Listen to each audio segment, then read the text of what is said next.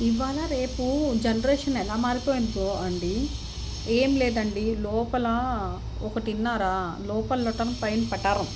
అంటే లోపల ఎన్ని అప్పులున్నా కానరావండి. కానీ పైన మటుకు బాగా రిచ్ ఫ్యామిలీలో బతికేస్తే ఇంకేం లేదండి. ఎక్కడికైనా వెళ్ళామనుకో, మన బెల్లానికి ఈగలు ఎలా వచ్చేస్తాయి చూడండి. ఆ మనిషి వెళ్ళాక ఆ రిలేషన్సు, ఆ బయట పబ్లిక్ అలా వచ్చేస్తారనమాట. అంటే అమ్మో, పెద్ద ఉన్నోళ్ళు వచ్చేసినట్టు బిల్డప్ ఇచ్చేస్తున్నాడండి. అందుకు అంటే మనిషికి అంత వాల్యూ లేదు.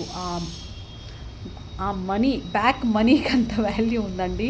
అంత పబ్లిక్ అంత రెస్పెక్ట్ ఇస్తున్నారు. ఇవాళ లేపు ఏం లేదండి, కొత్త బిల్డప్కే పడిపోతారు. మన కాడ ఏం లేకున్నా బిల్డప్ ఒకటి కొడితే చాలండి. నా కాడ ఇది ఉంది, ఇన్నన్న అప్పులు ఉన్నాయండి. కారు, బంగ్లా, రిచ్ ఫ్యామిలీ లాగా బతికేస్తే చాలండి. అందరూ మన ఇంటికి వచ్చేస్తారు. పెళ్ళంకి ఈగలు ఎలా తగులుకుంటాయి అలా వచ్చేస్తారనమాట. ఇంకేం లేదు, మోగిపోద్ది. డమ్మాలు మోగించే అవసరం లేదండి. ఆటోమేటిక్ పబ్లిసిటీ అయిపోతుంది. వీళ్ళకి డబ్బులు ఉన్నాయి, వీళ్ళకి డబ్బులు ఉన్నాయి, వీళ్ళకి డబ్బులు ఉన్నాయి, వీళ్ళకి డబ్బులు ఉన్నాయి అని ఆ మాట చాలండి. అప్పులు ఎవరు పట్టించుకోరు. జనరేషన్ అలా మారిపోయిందండి. ఏం చేద్దాం.